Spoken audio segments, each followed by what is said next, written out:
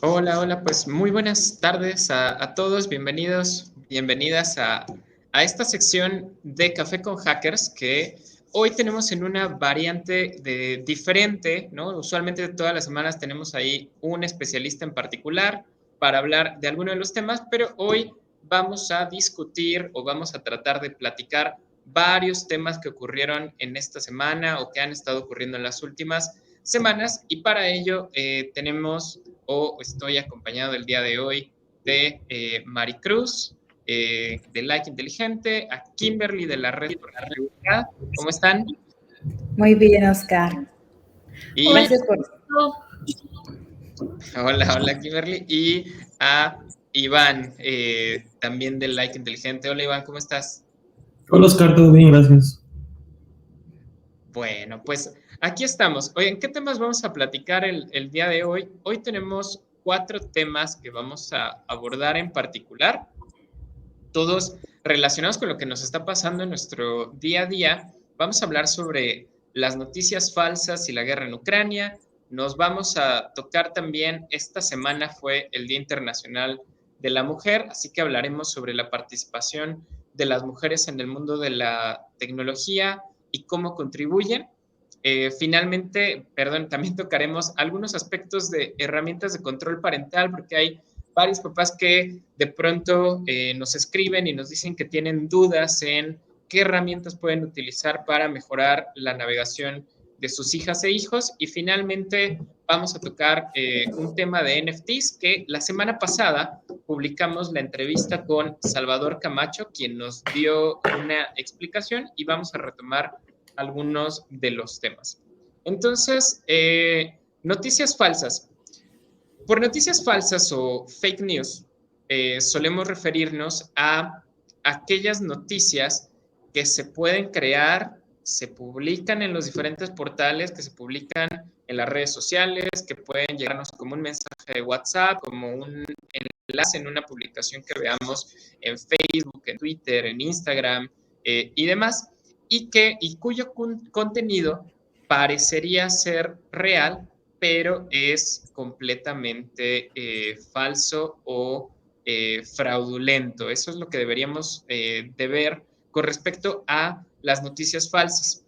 Yo quiero anticipar nada más que las noticias falsas no son un concepto nuevo, no es algo que apenas vimos en estas semanas, no es algo que vimos solamente a partir del mundo de Internet, sino que este tipo de noticias han existido desde los tiempos, voy a decir, inmemoriales, ¿no? Desde que los hombres transmitíamos ciertos temas de voz en voz y sí nos podemos imaginar que alguien dijo, oye, es que hay una guerra en Troya, y lo cual sí era real, pero que la guerra en Troya, a lo mejor ya como llegó el mensaje, se pudo haber distorsionado en el camino, ¿no? Entonces ya tenemos experiencia a lo largo de las noticias falsas, pero que con el mundo de la tecnología como que se ha revitalizado y lo hemos vuelto a ver. Así que, primero, ya habiendo dado este breve contexto, ¿qué nos pueden contar de las noticias falsas? ¿Qué encontramos en esta semana con respecto a Ucrania?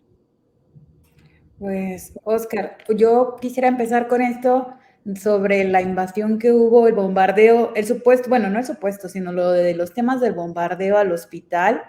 Y creo que ayer precisamente el gobierno de Rusia hizo una aclaración al respecto de algunas fotografías que estaban difundiéndose por ahí de mujeres embarazadas y ellos lo que dicen es que precisamente esas fotografías son fotografías alteradas y es uno de los puntos importantes para poder detectar noticias falsas, ¿no? Además de validar las fuentes de información y todo lo demás, los aspectos de las fotografías o los videos podrían llegar a darnos una pista de si estamos hablando de un tema que es verídico o realmente está siendo alterado como en este caso. Claro, igual, sabes, hablando un poco sobre las noticias falsas que han estado esta semana, me topé en las redes sociales con un chico que tomó una fotografía del Zócalo y el Zócalo tenía sus luces pintadas de color azul, blanco y rojo. Entonces, esta persona toma la fotografía, sube un tweet y dice que pues México está a favor y que cómo es posible, y comienza a hacerse viral todo este tema. Y luego, ya cuando le explican el por qué, que realmente esto fue pues en conmemoración al aniversario de la independencia de la República Dominicana, pues él vuelve a subir otro tweet diciéndole, oiga, pues me equivoqué, y empieza a explicar todo este tema, pero resulta que su primer tweet se hizo viral y ahora este nuevo tweet donde explica todo lo que estaba pasando, pues nada más tiene 3 retweets y nadie se enteró que pues era fake. Sí, donde una vez que lo publicaste ya no lo puedes controlar, ¿no? Es decir, yo ya dije lo que había que decir, ya salió, y el día que lo tengo que aclarar, pues no necesariamente voy a tener el mismo impacto. Iván, ¿tú qué nos dices? Pues que es muy común, ¿no? Cuando hay estos conflictos bélicos, cuando hay temas de intereses políticos generales, es muy común ver esta clase de noticias. ¿Por qué? Porque siempre hay dos partes, ¿no? Que tienen intereses, ya sea de uno u otra. Por ejemplo, salía hace poco esta noticia de, no sé si lo escucharon, el fantasma de Ucrania, que era un piloto que había estado derribando otras casas, que había estado como levantando la moral, pero no sabía si era real, si era falso. Muchas veces salen esas noticias por los intereses que tienen, ya sea los que están involucrados, los que están fuera del conflicto, pero pues siempre, como comentan, ¿no? Hay que revisar bien la fuente, si viene de un tweet o si viene de un TikTok, pues no estar como 100% seguro de que eso es la verdad. Siempre investigarlo, leerlo y pues verificar la fuente siempre. Pues vamos, yo quería hacerles una pregunta como para ir más en profundidad. ¿Por qué hay noticias falsas? ¿Por qué hay noticias falsas?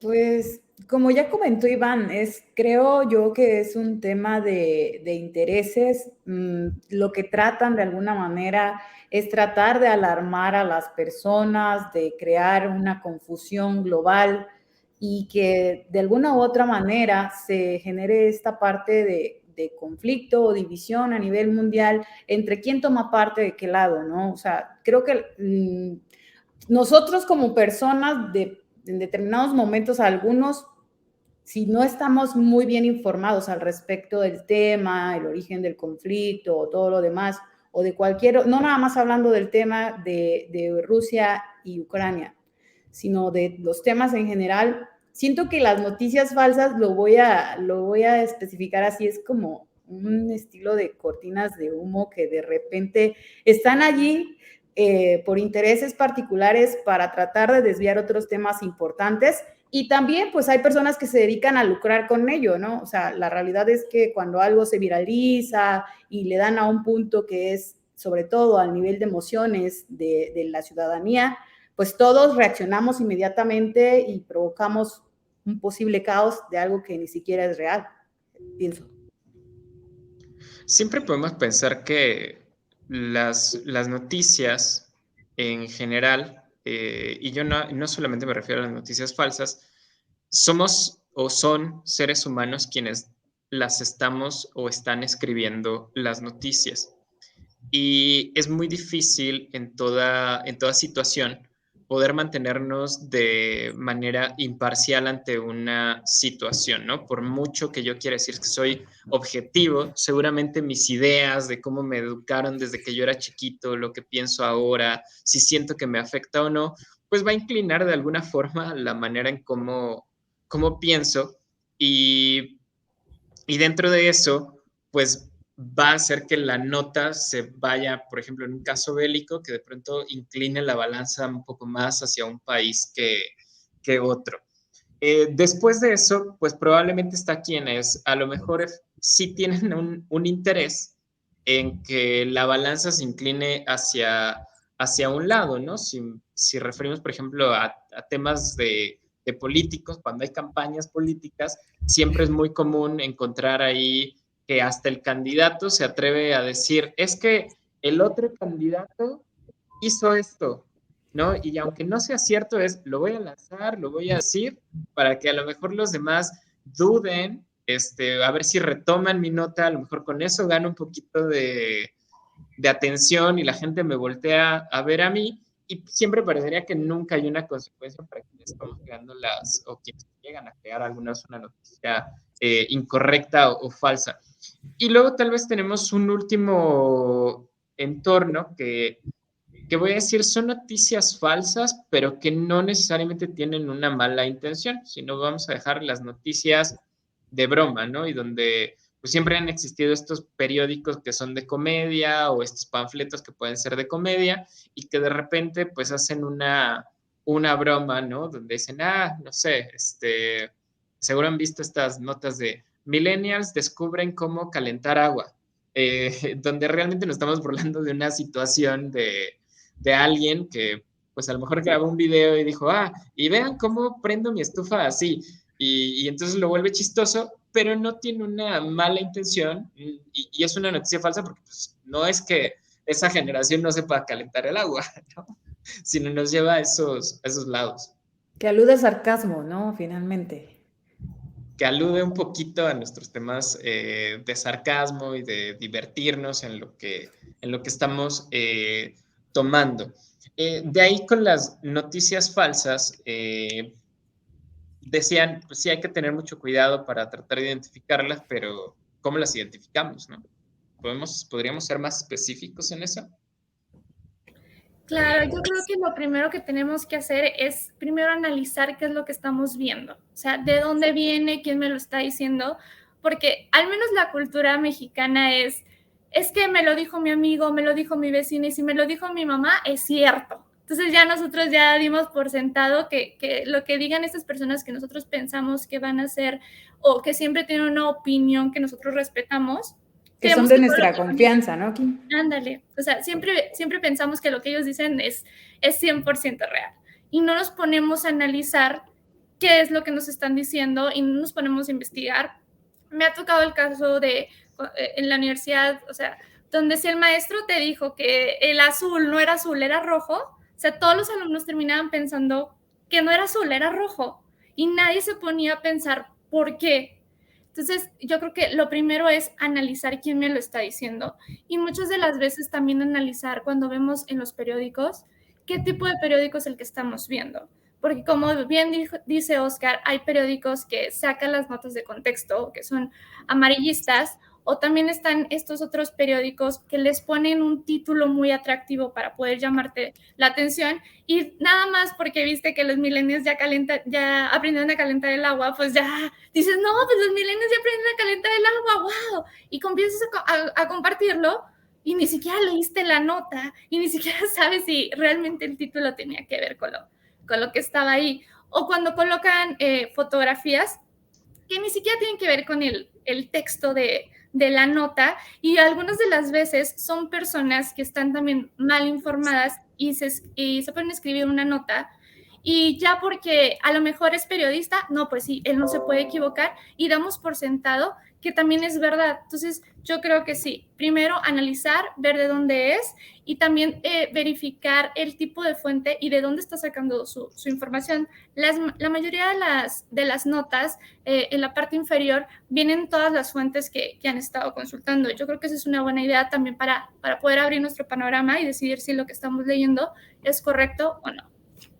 Para quienes nos ven y nos escuchan, estaría bueno que nos compartieran cuántas veces leen las notas una vez que las encuentran en un perfil o que las llega en un WhatsApp, o sea, cuántas veces las leen antes de compartirlas y si las leen completas, porque a veces el truco está en leerla completa, ¿no? Empieza con un título muy atractivo, ¿no? A favor, en contra de una situación, no sé, atrapan a una banda de secuestradores en el estado X. Y entonces ya con eso, luego lo compartimos. Y cuando uno empieza a leer la nota, pues resulta que sí se atrapó a una banda, pero a lo mejor fue una banda que atraparon hace 3 años y que apenas está recibiendo su sentencia, pero el título fue sumamente llamativo. Entonces, Sí, sí, coincido, ¿no? Creo que todos seguramente en algún momento lo hemos hecho, hemos compartido alguna nota solo por el titular o el titular y la primera línea, ¿no? Esta línea de prelectura de que nos aparece en las notas, ¿no? Y que tienen que ver con artistas y que a veces ni siquiera esos enlaces nos llevan a una noticia falsa, sino a lo mejor nos llevan a una publicidad. Yo no sé ustedes qué navegador usen, pero el navegador que yo tengo que se llama Edge, por la manera en cómo está configurado, todos los días me abre la página de MSN y me pone los resúmenes de noticias. Y entonces está este banner donde pone como las principales noticias o titulares y se va, y es como estos sliders que se van moviendo de un lado de una noticia a otra, y entre todas esas siempre viene una pregunta, o más bien una nota patrocinada, una nota publicitaria. Y esa nota publicitaria, pues te lleva a tratar de comprar o vender algo, ¿no? Entonces, por ahí nunca me falta la nota de persona que vive en Pachuca se vuelve millonaria por comprar acciones en Apple o acciones en Amazon. O así es como, ¿cómo se llama? Arturo Elías Ayub se volvió millonario invirtiendo en criptomonedas. Y de repente dices, ¿qué? Te llama la atención, le das clic y ahí viene toda una historia larga con supuestos casos de éxito para que caigas en una estrategia de compra, ¿no? A lo mejor exageré un poquito, pero sí pasa, ¿no? También esas noticias falsas de pronto nos lleva a un tema falso. Luego de eso, ok, checamos la nota, bueno, checamos el título, pero no es que el título corresponda con lo que dice. ¿Y qué más? ¿Qué más hacemos para tratar de saber si es verdadero o no? Pues, Oscar, también, por ejemplo, si vemos alguna noticia de ese tipo en Internet, es recomendable que incluso consultemos en nuestro navegador, en el navegador que utilizamos, el titular de la noticia para ver si otros medios también están hablando de ello y tener un referente de que, bueno, ok, ¿qué medios están hablando de ello también? Porque como decía Kim, al final del día, dependiendo la fuente de información, ya sabemos que hay medios que en definitiva son bastante confiables y podrían ser un referente como para decir, esa noticia sí es cierta. Y sobre lo que tú decías de los titulares, a veces incluso esos titulares engañosos, como bien mencionas, nos llevan a una noticia que nada que ver o a vendernos algo o incluso como una estrategia de marketing, terminan siendo algo que parece alarmante y está explotando esa parte, pero no tiene nada que ver con lo que su titular dice. Buscarla, que en googlear o en nuestro navegador buscar si hay otras fuentes hablando de lo mismo, ver los detalles sobre lo que se habla, los tiempos que hace referencia a una fotografía, probablemente podríamos ver un contexto que en realidad no corresponde para nada al tema del que se está hablando, por ejemplo. Eso puede ser otro de los aspectos que podríamos verificar. Cuando empezó la invasión de Rusia a Ucrania, fue cuestión de horas para que nos aparecieran imágenes de edificios completamente destrozados. Y si bien algunas de esas imágenes son ciertas, hay otra gran cantidad de imágenes que no eran ciertas, ¿no? Yo me acuerdo una que haber visto que atribuían una situación en Ucrania y estaban en una playa del Caribe donde había pasado un huracán. Entonces, aquí mi duda es, esa imagen del huracán probablemente fue real, no es que haya sido falsa, está siendo ocupada en otro momento, pero ¿cómo sé si la imagen que estoy viendo o la que decías tú, Kimberly, de cuando el palacio de gobierno parecía tener los colores de la bandera rusa, cómo sabemos si es actual o no es una foto actual? Hay una herramienta muy sencilla que tal cual es búsqueda en reversa de imágenes. Tú pones una imagen en una página de Google y te aparece exactamente esa misma imagen, si ya ha sido usada o de dónde viene, tal cual copias la imagen, la pones ahí, incluso la URL de la imagen, y ahí puedes darte cuenta como si ya ha sido usada en algún otro lugar, o si, no sé, viene otra red social o lo que sea, te va a aparecer ahí. Una muy buena herramienta que yo creo que estaría muy bien que pusiéramos algún tutorial o algo así después. Ok, tenemos herramientas entonces que nos dejan hacer una búsqueda sobre otras imágenes y a lo mejor con eso ir identificando probablemente si esa imagen está asociada a un artículo en el año 2003, pues ya podríamos descartar que se trate de una imagen cierta o que no sea una imagen cierta. Ok, ¿qué otra cosa? ¿Qué otra cosa nos quedaría por descubrir si es cierto o no? También algo importante es diferenciar si es una opinión o es una noticia.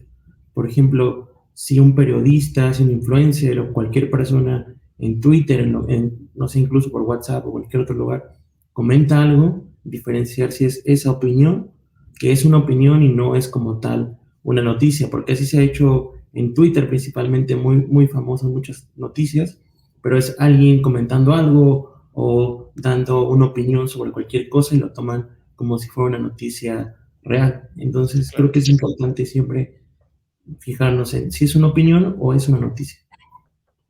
Y si quisiéramos describirlo más a detalle, ¿cuál es la diferencia? Porque una opinión es lo que tú piensas de un suceso. No es algo que, por ejemplo, se dio mucho lo de los antivacunas. Entonces, muchas personas pueden decir si está bien, si está mal, pero al final es una opinión. No es un hecho como tal, un hecho que esté comprobado, que tenga, no sé, una serie de filtros, procesos que haya sido verificado, ¿no? Claro, yo puedo pensar que las vacunas tienen un chip con el cual me van a controlar y me van a dominar y van a saber lo que pienso y dónde estoy. Yo puedo imaginar eso, puedo opinar eso, pero es muy diferente que yo lo diga así a que me vaya y ponga un video o ponga una nota de las vacunas tienen un chip, ¿no? Y que con eso me describa toda una historia muy De larga y muy ficción. imaginativa, ¿no? Sí, que hacer es algo, ¿no? De que al final, como dice Iván, viene de tu forma de pensar, tu forma de ser, de la forma en la que estás educado, entre un posicionamiento y algo que es real, o las causas de algo, ¿no? También, porque el tema del conflicto ha sido algo que ha dado muchísimo de qué hablar y quienes sí están a favor, quienes no están a favor, quienes justifican el actuar de Rusia en esta situación. Entonces, eso pues ya tiene muchísimo que ver con incluso tus propias ideologías y creencias, patrones que ya están finalmente inscritos en ti, forman parte de tu personalidad, pero que no quieren decir que sean una realidad. O al final, a lo mejor son tu realidad, pero no significa que sea la realidad de todos. Yo creo que una de las cosas que a veces nos pasa es esto que se conoce como el famoso sesgo de confirmación, ¿no? Yo tengo una creencia, ¿no? Y vamos a pensar que por alguna razón yo estoy a favor de Ucrania o a favor de Rusia y como estoy a favor de uno de esos países, pues cualquier nota que habla a favor igual que yo, pues seguramente me interesa seguirla mucho más, ¿no? Que que las otras que ponen una vista contraria, ¿no? Y que sí tendríamos una obligación de al menos tratar de leerlas. En este caso, la situación de la guerra es un problema mucho más complejo, pero sí por lo menos tratar de tener diferentes perspectivas. Y lo mismo pasaría con otras noticias que vemos en el día a día, que pueden estar en el mundo de los deportes o en el mundo del espectáculo y demás. ¿Algo más que quieran comentar de las noticias falsas? Pues, perdón, a mí me gustaría mucho cerrar en el aspecto de las recomendaciones, que una vez que veamos que algo pues es de dudosa procedencia o realmente no logramos comprobar su veracidad, evitemos compartir ese tipo de noticias y propagar y viralizar cosas que podrían provocar, como ya dije hace rato, un caos, porque nunca sabemos cómo va a reaccionar otra persona al respecto de una nota o un comentario o demás. Y si no estamos seguros, evitar compartirlo en la medida de lo posible. Bien, esta fue una semana bien activa con respecto a la participación de las mujeres, porque el 8 de marzo se celebra el Día Internacional de la Mujer, ¿no? Un día que nos permite reflexionar y saber qué es lo que ha pasado en términos de la equidad de género. En el mundo de la tecnología y en el mundo de las carreras de lo que se conocen como STEM, donde tienen las ingenierías y las matemáticas, históricamente hemos visto más participación de hombres que de mujeres. Yo simplemente sé que no soy un caso significativo, pero cuando me tocaba estudiar en la escuela de sistemas, era una sola, era yo y, perdón, era mi salón y en mi salón habían aproximadamente 25 compañeros y habían 4 o 5 compañeras en las diferentes clases, ¿no? Entonces era una proporción baja con respecto a la cantidad que teníamos de hombres. Y esta semana Maricruz hizo una serie de publicaciones reconociendo lo que distintas mujeres han aportado en el mundo de la tecnología. Entonces, no sé si quieren empezar, a lo mejor platicándonos sobre cuáles han sido las contribuciones de la mujer, por dónde quieren empezar. Pues mira, Oscar, en realidad yo quiero empezar con el tema sobre la importancia de que la mujer participe en ciencia, tecnología, artes, matemáticas y la relevancia que tiene en sí el hecho que su contexto pueda o no apoyar el talento que una mujer tiene. Hablo de un tema de contexto, hablo de un tema bastante cultural, porque sí hay una, no nada más es a nivel local, a nivel mundial, hay un referente de que únicamente el 20% de las mujeres, al menos en temas de ciencia y tecnología, son las que tienen alguna participación, ¿no? Y uno de cada 10 puestos de alto mando en áreas de tecnología son ocupados por mujeres. Entonces, tenemos ahí una brecha que también tiene algo que ver con el tema de género, y de alguna u otra forma, creo que eso también a las mujeres de repente nos aísla de participar en temas o en carreras que tienen que ver con ingenierías o cosas que están dominadas más por los varones, pues, o sea, por el ramo varonil, y que de alguna u otra manera nos hacen sentir vulnerables en algunos aspectos. Y va Kimberly. A ver, tomando en cuenta un poquito lo que decía Maricruz, el CONACYT hace poco mencionó que dentro de todo su grupo de investigadores, solamente el 36% pertenecen al género femenino. Y en el 2012, o sea, esta cifra no era, o sea, era muy baja. Creció en estos últimos 10 años un 65%. O sea, estamos hablando de que hace 10 años las mujeres aún no tenían visibilización. ¿Y por qué? O sea, saliéndonos un poquito sobre el contexto tecnológico, y yo creo que Maricruz me va a entender mucho en este tema. O sea, desde que las niñas están comenzando a decir o a decidir qué quieren estudiar, nos encontramos con comentarios de los propios padres que les dicen a las niñas que se tienen que quedar en su casa. O que, no, mijita, es que tú no lo estudies eso está muy difícil. O te encuentras ya en el ámbito laboral con comentarios de tus propios compañeros de trabajo o inclusive de jefes que te dicen, pues en la próxima junta te vas vestida bonita porque así los tratos cierran mejor.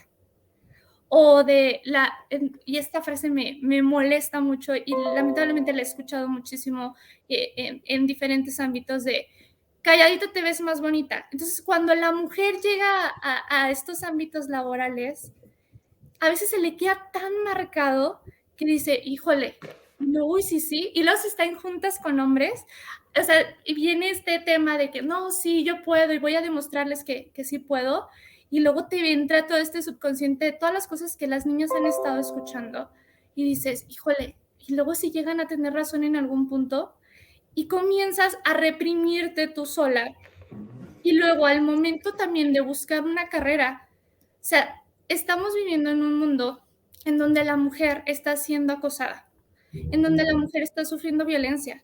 Y si nosotros como mujeres entendemos que hay carreras en las que mayormente hay hombres, hay muchas de esas mujeres que prefieren evitar estas ramas laborales simplemente por el miedo a qué me pueda pasar en un futuro. Y yo creo que ese es un tema bien importante. Además de todos aquellos esfuerzos que han hecho las mujeres.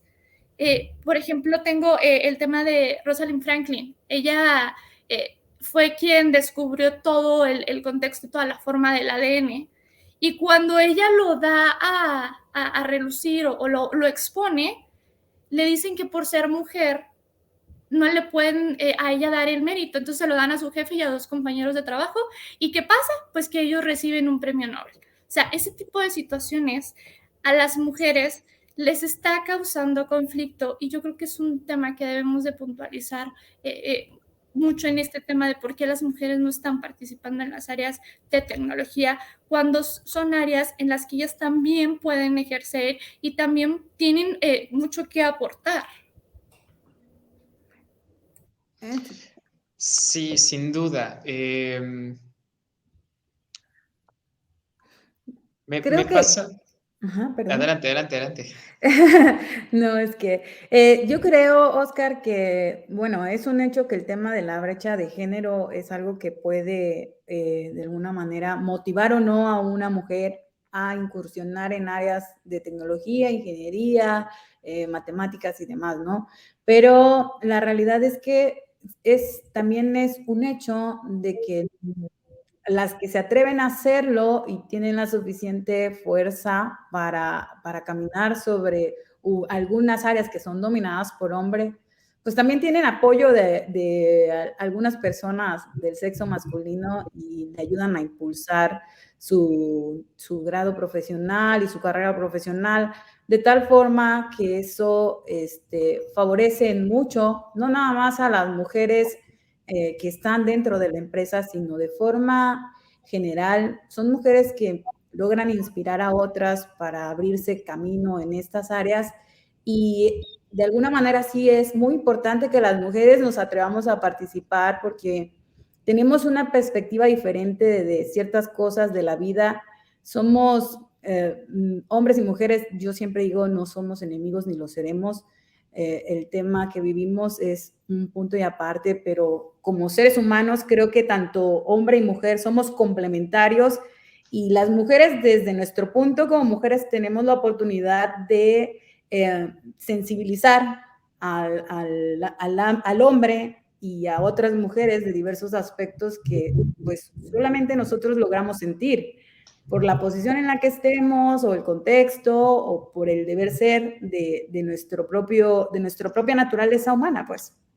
A mí una de las cosas que más me llaman la atención en el mundo de la tecnología es que cuando empieza la computación como tal, ¿no? Lo que vamos a conocer como nuestra era moderna de computadoras y programación y sistemas, quienes eran mayoría eran las mujeres. Las mujeres.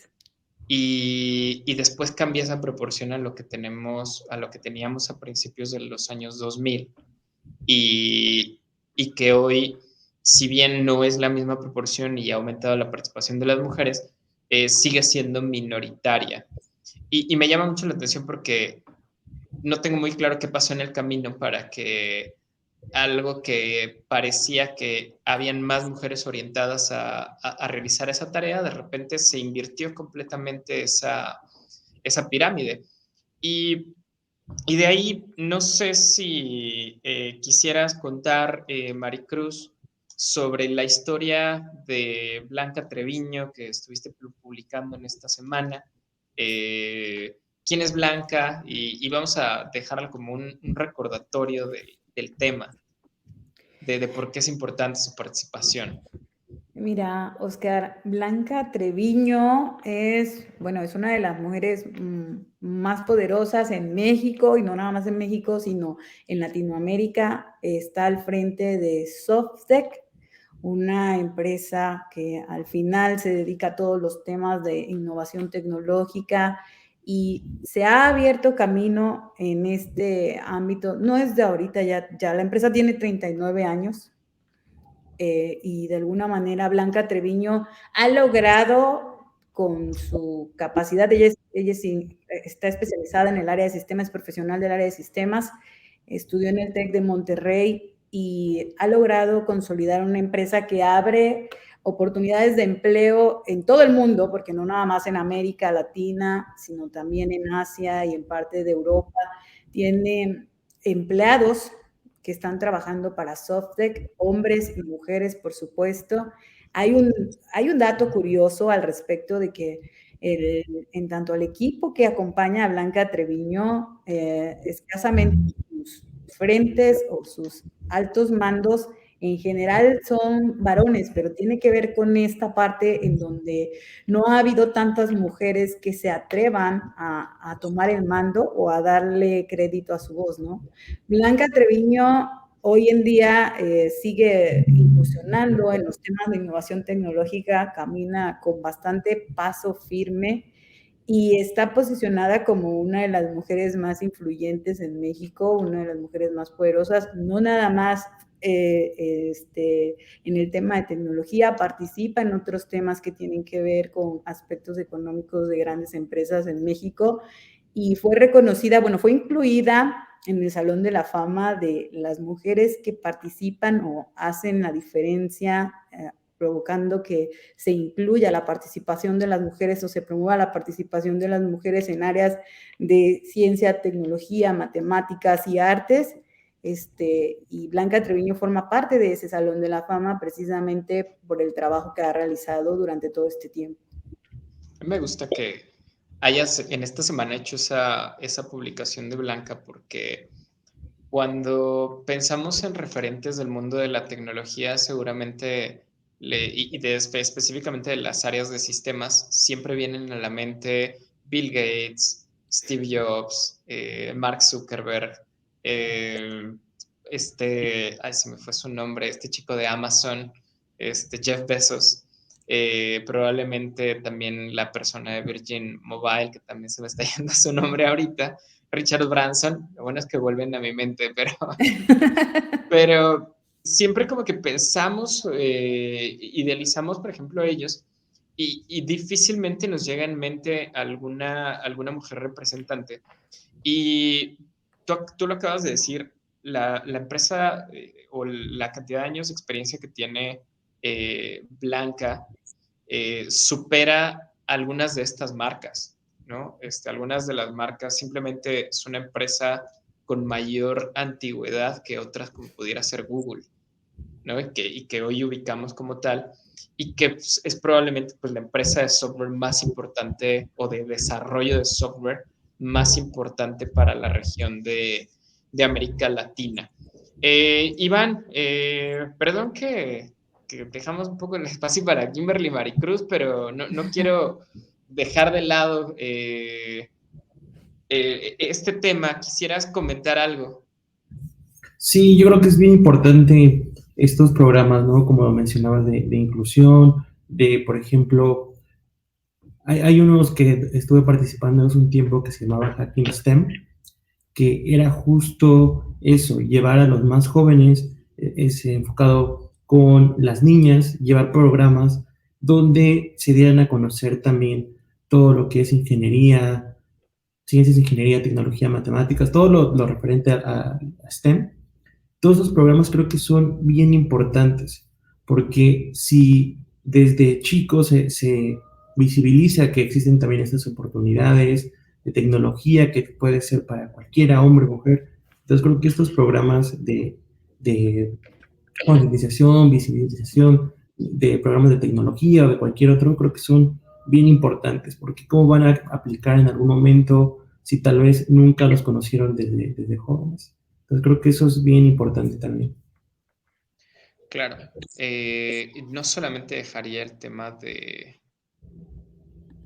los programas de capacitación, sino a veces las cosas que hacemos alrededor, ¿no? Por ejemplo, me gusta mucho cuando en las películas vemos que hay una mujer inventora o desarrolladora de tecnología que ayuda a alguna situación, ¿no? Puede ser algún tema de superhéroes, ¿no? Por ejemplo, esta película de Black Panther, en donde la hermana de Black Panther, hermana o prima, no me acuerdo bien, ya alguien nos corregirá, eh, es quien maneja la tecnología y que podríamos decir que si ella no creara esas soluciones, esos artefactos, pues Black Panther no sería el superhéroe, ¿no? No podría existir sin esta participación. Entonces a mí me gusta también verlo porque creo que sirve para inspirar a que otras personas puedan interesarse en los ámbitos de tecnología y particularmente las mujeres. Seguimos con el siguiente de nuestros temas y me voy a mover a la entrevista que tuvimos en la semana con Salvador Camacho, que nos hablaba de los NFTs o los famosos tokens no fungibles, y nos daba una explicación de que los tokens no fungibles provienen de una evolución que están teniendo las tecnologías de cadena de bloques y que nos van a servir o que sirven para tratar de generar elementos que por un lado nos puedan dar una propiedad, tener elementos que puedan ser irrastreables, ¿no? O más bien que puedan ser rastreables y que sepamos cómo empiezan y cómo se van moviendo a lo largo del tiempo y tener certeza que no puede ser alterado como pudiera ser alterado a lo mejor un libro contable, porque aquí hay muchas participaciones alrededor, pero quisiera centrarme a lo mejor en los usos de los NFTs. Entonces, no sé, Iván, ahora sí voy a empezar contigo. Eh, ¿Qué opciones de uso tienen los NFTs o podrían tener los famosos NFTs? Claro, creo que actualmente, como todo lo conocen, es primero los títulos de propiedad sobre imágenes, sobre obras de arte digitales. Eso es como lo que todos empezaron a conocer, lo que han visto, pero no solamente es eso. A mí lo que me gusta mucho, por ejemplo, en el tema de los NFTs es cómo puedes tú, por ejemplo, ahora mismo decir que tu sitio web es tuyo. Entonces, claro, existen los dominios, todo ese tema, ¿no? Pero incluso se está ya actualmente generando esta web 3.0, donde tu dominio, tu sitio web, tu identidad en Internet es a través de un NFT. Entonces, puede reconocer una persona por su dirección, porque es su dirección específica en la red de blockchain, y puedes saber que una persona es tal, o sea, identificarte en una página web, identificarte en alguna wallet, incluso tener tu avatar registrado en un NFT, son cosas que vamos a poder estar teniendo con los NFTs o los tokens no fungibles. Son una parte, digamos, inicial de lo que está haciendo, pero también, por ejemplo, el tema de los contratos inteligentes, las escrituras de las casas, son cosas que vamos a estar viendo muy pronto de cómo vamos a estar accediendo a la web y cómo nos vamos a estar identificando en la web. Estuvo muy de moda en estas semanas un video de una entrevista que se le hizo a Bill Gates en los 90s, donde el entrevistador eh, le preguntaba a Bill Gates que estaba muy de moda el Internet y que si podía explicar un poco qué era el Internet y para qué servía. Y yo creo que 30 años después de esa entrevista, o 20, probablemente todavía no tenemos claro qué es el Internet muchos de nosotros, ¿no? Como que ya lo aceptamos como un concepto, voy a decir como, hasta como los conceptos matemáticos, ¿no? Que 1 más 1 es 2, y cuando preguntas, ¿pero por qué 1 más 1 es 2? Pues casi porque así es, ¿no? Pues por definición y porque si no, las cosas no funcionan. Pero pasa como que lo mismo cuando vamos entendiendo el Internet o como la lluvia, ¿no? Que la lluvia está y sé que si salgo me mojo, aunque no necesariamente sepa o conozca el proceso completo de cómo es que llueve. Y este video me gusta porque cuando le preguntan a Bill Gates y él explica que se pueden hacer muchas cosas, que es una red de computadoras que pueden intercambiar información, que puedes ver información en otros idiomas de otros países, que puedes intercambiar mensajes y demás. Esta persona le dice que escuchó que se iba a transmitir un partido de béisbol a través de internet, entonces que pues si internet iba a ser como un canal de televisión, ¿no? Y Bill Gates se ríe un poco y contesta, pues sí, pues una de sus posibles usos. Y muchos critican a este conductor porque era como, ay, ¿cómo es posible que no visualizara el alcance que tenía Internet, ¿no? Yo creo que nos pasa algo similar hoy con nuestros famosos NFTs, ¿no? Estamos viendo una serie de tecnologías nuevas, las tecnologías de cadena de bloque, que pueden terminar en las famosas criptomonedas y que también tenemos estos NFTs, pero que no terminamos de entender, ¿no? Entonces, no sé, Kimberly Maricruz. Oscar. Adelante, Kim, adelante. ¿Sabes qué es lo que a mí más me causa como sonidito con los NFTs? Es que veo que están surgiendo una gran cantidad de emprendedores que están vendiendo esto. Y luego sale toda esta otra gente que dice, es que ¿cómo es posible que lo vayas a comprar si no te va a servir de nada? Y luego volvemos a caer en lo mismo de la desinformación y volvemos a caer también en esta brecha generacional donde ahora los adultos ya no se interesan por las nuevas cosas y ya también... no lo entendemos, y ni siquiera tan adultos, me incluyo. ¿Sabes? También está esta otra parte donde los adolescentes, donde ya están bien metidos en este mundo de la tecnología y sacan redes sociales que a veces hasta a nosotros nos cuesta trabajo entender. O sea, la facilidad en la que ellos pueden comprar, vender, y la facilidad en la que el adulto tampoco se da cuenta, inclusive cuando usan su dinero, sus propios hijos, para poder comprar este tipo de cosas. Claro, porque seguramente mi hijo puede tener ahí unos NFTs y yo ni siquiera haberme dado cuenta. Y también puede ser como un papá, ¿no? Que te da un regalo, de un NFT, ¿no? Porque lo escucha tanto, es que mi hijo que los NFTs, y le quiere regalar uno a su hijo y no necesariamente sabe qué es, ¿no? Y entonces va y sí me puedo imaginar a un papá yendo a una plaza, a una tienda, no sé, un Liverpool, Sears, Costco, Walmart, cualquier tienda, y preguntando a ver si venden de esos, ¿no?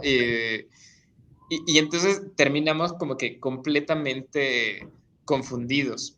Ahora, a mí me gustaría como entrar en algunas aplicaciones que pueden ser interesantes y que nos decía Salvador, como la posibilidad de comprar derechos de una canción, ¿no? Entonces, donde un rapero de pronto dice, voy a lanzar este nuevo canción, ¿no? El single, lo voy a poner en diferentes plataformas para que la gente lo compre, pero primero lo voy a lanzar como un NFT. Y una vez que lo lanza como un NFT, hace que él se genera como un contrato en ese NFT en el cual dice que, no sé, el 80% de las regalías son para él y el 20% son para mí. Entonces, cuando lo saca a la venta, yo puedo de alguna manera poder tener un tipo de ganancia y a partir de ahí después decir, oye, pues ya no quiero tener las propiedades y los derechos de esa canción, sino se los quiero pasar a alguien más. Me llamó mucho la atención esa opción, pero no sé si ustedes vieron alguna otra aplicación que les llamara de estas tecnologías. Pues, además de esa, Oscar, bueno, todo esto de los NFT tiene un auge ahora precisamente porque creo que el número de usuarios en Internet aumentó con todo el tema de la pandemia, incluso el tema del metaverso, e Iván es mucho más experto en ese tema, creo, pero creo que como fuente de ingreso, como un nuevo modelo de negocio que decíamos de ese día, pues al final, en algunos aspectos, los NFT tienen el valor que el propio usuario le quiere dar. O sea, por ejemplo, los venden y el que quiere comprarlo y lo quiere que sea suyo, pues paga lo más que puede pagar por él y al final adquiere la propiedad de un bien, ¿no? Y con el tema del metaverso, creo que es una gran oportunidad de negocio que no podemos dejar de lado nuestra vida virtual y nuestra vida real. O sea, hoy en día yo creo que pasamos el 60% de nuestro tiempo en Internet, somos seres súper virtuales y de allí que esto sea un negocio tan fuerte, tan ponderante, con muchísimo auge, porque pues al final nosotros estamos allí y estando allí queremos finalmente tener una identidad marcada y ser propietarios de algo, y los NFT nos permiten tener eso, ¿no? O sea, sentirnos dueño de algo a través de una cadena que en Internet nos hace propietarios de un bien. El metaverso. Ay, y nuevas formas de negocio. A ver, creo que aquí habría nada más que como aclarar, al menos desde mi punto de vista, y hace ratito que decía Iván entre informar y opinar, así que voy a opinar más que informar. Creo que hay que tener mucho cuidado en si quieres invertir en los NFTs o si quieres lanzar un negocio alrededor de los NFTs, ¿no? Primero porque el hecho de comprar un NFT por internet y que ese NFT, si lo refiero, por ejemplo, al arte, no necesariamente me da a mí como que derechos, ¿no? Es decir, sí, soy dueño de la obra, pero tengo la obra y la puedo colgar en mi, como si fuera un cuadro y lo voy a colgar en mi casa, pero eso no significa que lo voy a poder mandar a imprimir y tener playeras por todos lados con esa obra porque no me cedió los derechos, a menos que en el contrato propio del NFT sí me esté cediendo los derechos para explotar la imagen. Entonces sí, creo que hay que tener mucho cuidado.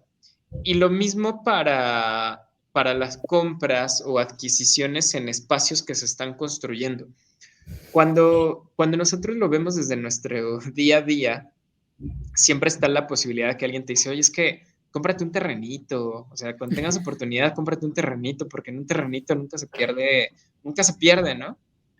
Y el tema es que no es lo mismo comprar un terreno, voy a decir, en Ciudad Juárez, en la zona cercana al aeropuerto, ¿no? Donde podría haber una maquiladora el día de mañana, donde podrían haber un edificio, un hotel el día de mañana, o simplemente yo podría construir mi casa porque por ahí va a pasar alumbrado y transporte público, a de repente llevármelo a una zona muy apartada que no tiene nada, nada, nada urbano y donde todavía no llega ningún servicio. A lo mejor sí puedo comprar el terreno y decir, soy el dueño de ese espacio de terreno, imagínense, soy el dueño de un pedazo en el desierto, pero que no puedo hacer nada porque no tengo ningún servicio.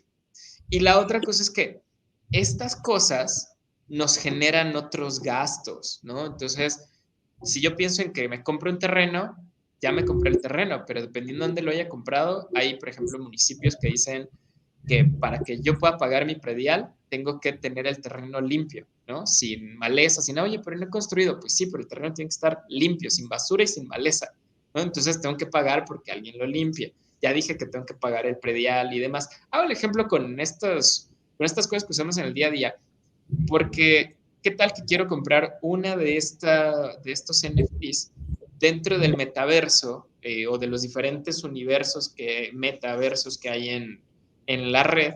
Porque suena muy interesante. Claro, voy a comprar un pedazo de terreno, vamos a llamarle así, en el metaverso de Facebook, donde voy a poder construir mañana un aparador para un producto, ¿no? Y a lo mejor lo pienso como en la vida real. Es más, después se lo voy a rentar a una empresa que venda pasteles por internet y me va a pagar una renta por ese espacio, ¿no? Pero lo primero es, a lo mejor ya lo compraste y luego, ¿sabes cómo podrías construir algo ahí? ¿Sabrías cómo crear ese local, por decirlo de alguna manera?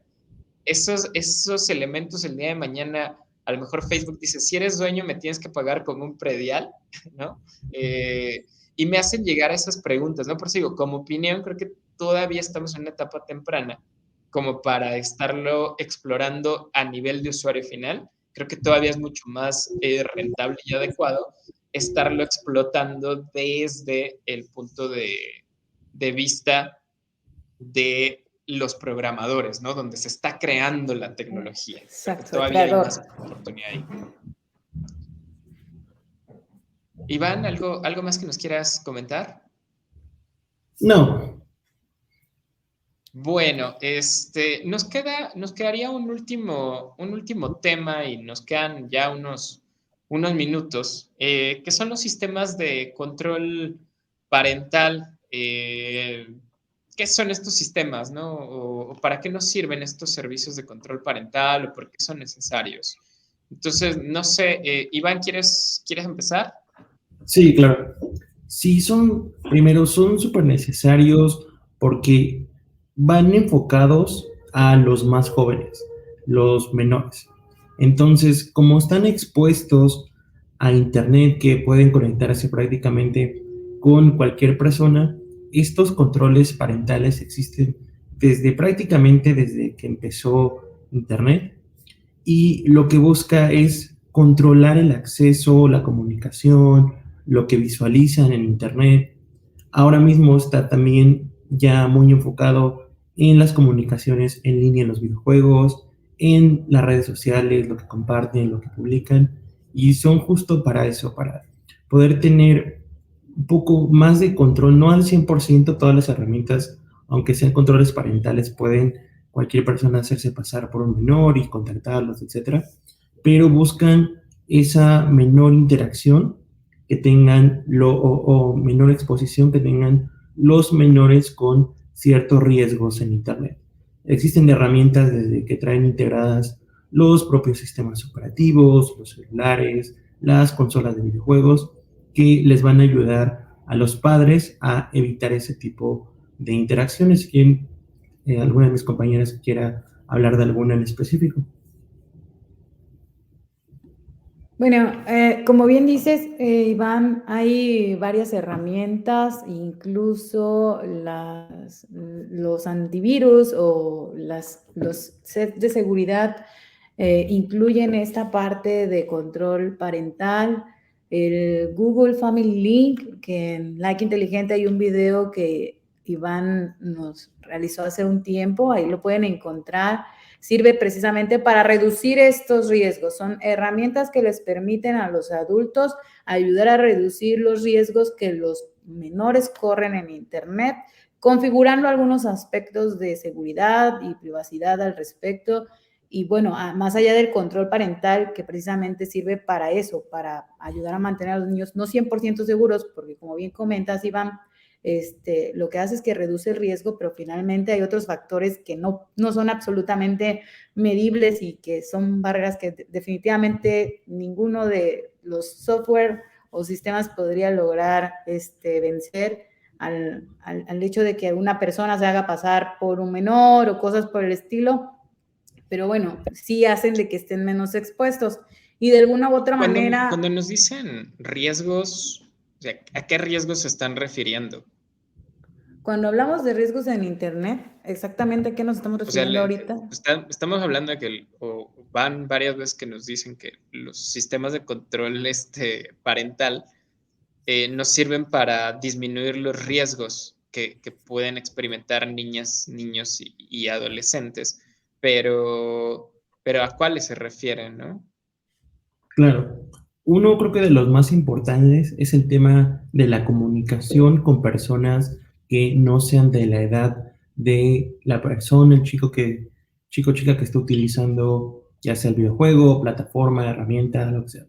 Entonces, primero, esa parte del riesgo de la comunicación en que esté expuesto, por ejemplo, hablando de videojuegos, por ejemplo, que esté expuesto, todos los juegos o la mayoría que son en línea tienen acceso abierto para estar hablando, comunicándose con otras personas por mensaje, por voz. Entonces, uno de los principales objetivos de esos controles parentales en el tema de la comunicación es evitar que pueda comunicarse con personas que no sean de su misma edad, ya sea que se desactive completamente, que no les puedan enviar mensajes de determinadas personas.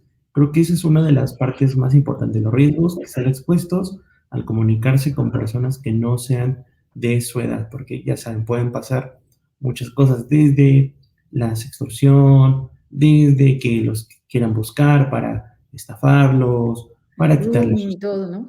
grooming, exactamente. Entonces son varios También, temas que pueden evitar con eso. Ustedes han sido sumando, generación en transición, generación digital pues digamos en tránsito, ¿no? Es decir, cuando nacimos, creo que los cuatro, tal vez Kimberly ya no habían computadoras, ¿no? Bueno, sí habían, pero no eran tan usadas, no cualquiera tenía una en su casa. En mi, en mi caso, yo toqué mi primer computadora cuando estaba en secundaria y me lleva a que ustedes sí son un poco más jóvenes que yo. En su interacción con el mundo de Internet, ¿les hubiera gustado que sus papás usaran algún control parental y creen que algo de lo que les tocó vivir, pues probablemente se lo hubieran ahorrado y hubieran evitado un problema? Sí, Oscar, mira, como decías, refiriendo a la pregunta que hacías, ¿no? De qué tipo de riesgos, el tema de los contenidos, o sea, también permiten el control parental de alguna u otra manera filtrar a qué tipo de contenidos llega tu hijo o tu hija, ¿no? Entonces, en Internet hay contenido de todo tipo, altamente tóxico o peligroso en tanto a la edad que pueda tener el menor, y con las herramientas de control parental puedes limitar o dirigir hacia dónde puede ir tu hijo en tanto al contenido que va a encontrar en Internet. Puedes regular el tipo de apps que utiliza, dependiendo también en la computadora y demás. Entonces, vigilar el tiempo que pasa allí.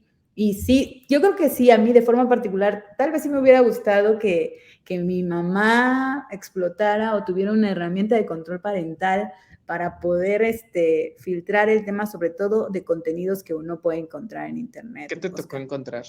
Ay, bueno, pues es que en ese entonces la realidad Cuéntanos el estaban... chisme completo, hombre. No, no, no, pues puedes encontrar cierto contenido que definitivamente para un menor no es tan fácil de digerir, ¿no? De diferentes aspectos. Ahorita, afortunadamente, las redes sociales también ya hasta están dentro de sus propias configuraciones, pues tienen esta forma de filtrar el contenido que puede ser dañino para la salud mental de los menores.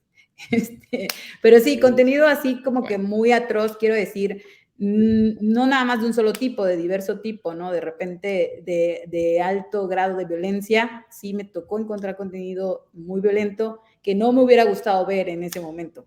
Entonces, ese tipo de contenido, por ejemplo, la mente de un adulto y la mente de un menor no lo asimilan de la misma forma. Y en una entrevista que se tuvo aquí en Café con Hacker, con Cintia, creo que sí fue con Cintia, ella nos hablaba de una chica, de una niña que estando por allí en una de las plataformas encontró cierto contenido que le provocó secuelas y no la dejaba ni dormir y cosas así. Entonces, bueno, esa es la importancia de poder configurar una herramienta de control parental. O sea, ¿a ti te hubiera gustado que tu mamá hubiera tenido alguna para no haber caído en ese contenido que no nos quisiste contar? Dije contenido de violencia. Sí, Ok, contenido de violencia. dentro de unos, Okay. sí, de violencia extrema. Sí. Oye, a ti, Kimberly, ¿te hubiera gustado? ¿Te llegaste a topar con algo que hubiera dicho, híjoles? Híjole, yo sí tengo aquí mi lista de todas las cosas y muchas de las veces, ahora que cuando uno ya es adulto dice, qué tonterías hice, pero a mí me tocó el internet y tener acceso a una computadora muy pequeña, porque ya en ese tiempo ya te pedían inclusive interactuar con el PowerPoint y todo desde la primaria. Entonces, hay una experiencia muy marcada que tengo, que en los inicios de Facebook, antes estaba el llamado TotFace, y era una aplicación tipo Tinder. Pero entre los mismos usuarios se iban recomendando a todos sus amigos. Entonces a mí me tocó que un tío me mandó solicitud para que yo me uniera a esa aplicación. Ya luego cuando crecí dije, no hombre, ¿qué onda con ese tío, verdad? Pero yo me metí a esa aplicación y comencé a intercambiar información con gente de Guatemala, con gente de España, y comencé a dar datos personales. Inclusive llegué a tener una relación a distancia con alguien que se encontraba en otro país. Y estuve a punto de tomar dinero de mi mamá e irme a conocerlo. O sea, a ese punto llegamos donde desde muy pequeños no sabes diferenciar entre, pues, no tienes la experiencia. Y aparte me tocó otro tema donde dentro de... Y luego ya no lo conociste entonces. No, No hombre, te no, fue a ya no ver. lo conocí, pero conocí a otra persona. Ah, ok. O sea, yo no le paré ahí, o sea, yo no entendí. Y me terminé viendo con alguien de aquí, de donde vivo, y esta persona era 10 años mayor que yo. Esta persona no tenía intenciones buenas y la única forma en la que, o sea, yo salí con bien fue porque mis papás no sabían lo del control parental, pero su instinto de ser padres, una ocasión me dieron su teléfono, me dijeron que abriera Facebook ahí, entonces ya sé que mi cuenta de Facebook ahí, y ellos estaban registrando todo lo que yo hacía. Entonces ahí fue como ellos se dieron cuenta cuando yo fui a ver a esta otra persona y fue como pude llegar a mi casa. Pero, o sea, lamentablemente hay aún padres que no saben para qué sirve el control parental ni la importancia de este tipo de controles. Para mí, el control parental salva vidas. Sí, fíjate, retomando lo que dice Kimberly, Oscar, al respecto de que al final uno cuando es niño es altamente vulnerable, altamente manipulable y bueno, como dice ella, a ella le pasó y no logró dimensionar ciertos riesgos precisamente porque dentro de su capacidad de razonamiento de ese momento de su vida, pues prácticamente no lograba medir los posibles riesgos a los que se podría enfrentar. Entonces, más sí, nos mantienen seguros y salvan vidas. Déjenme sumar. Yo afortunadamente no tengo una historia así. Pero también me tocaron cosas, ¿no? Primero, les decía, fue en secundaria cuando tuve una primer computadora y seguramente de haber sido en preparatoria cuando me logré conectar por primera vez a Internet. Y en esos años Napster era la última novedad, ¿no? Napster nos servía para bajar música y como lo hacíamos por el cable del teléfono, pues sí nos tardamos 1 o 2 noches para bajarla. Y así como Napster habían muchas aplicaciones.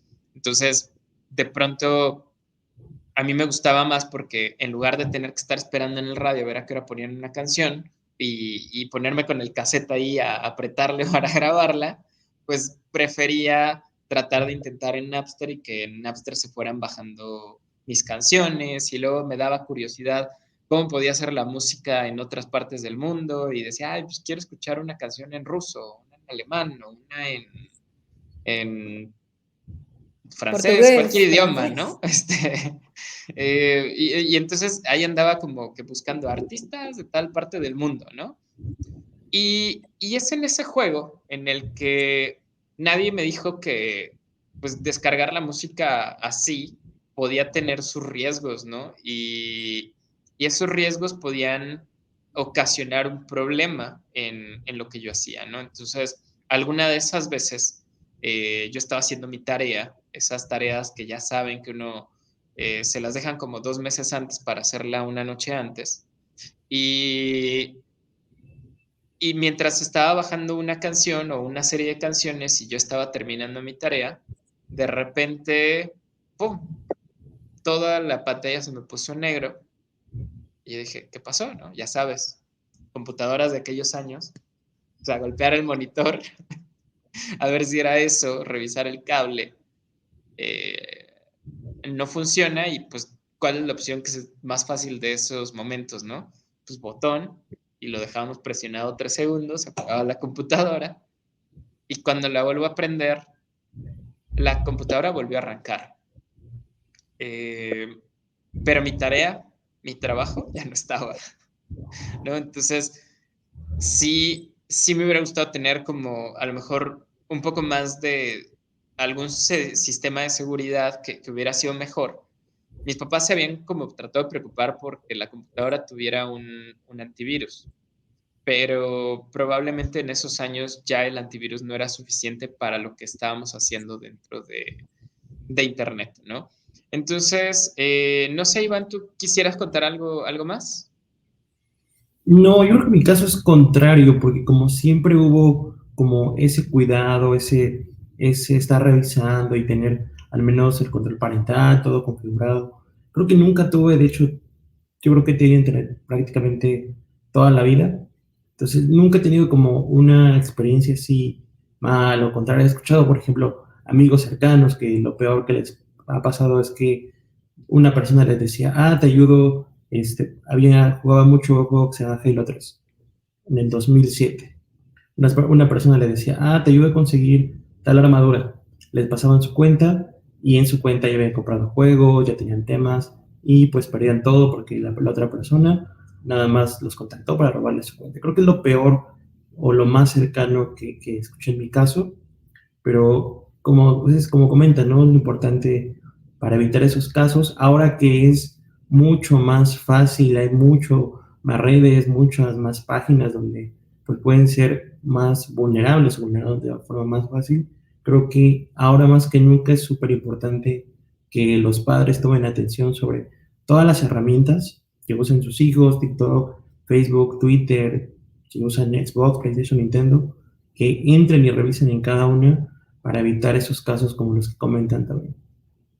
Bueno, pues dejemos hasta aquí el tema del control parental, a ver si en las entrevistas de Café con Hackers invitamos a algún especialista que nos cuente con lujo de detalle cómo se configura, qué se configura dentro del control parental, y que nos ayude también a delimitar qué sí hace y qué no hace, ¿no? Porque el control parental sin duda no le va a decir a nuestros hijas e hijos, ten cuidado con esa persona, ¿no? Porque difícilmente va a poder tener esa plática, pero sí los papás y mamás tendrán esa oportunidad.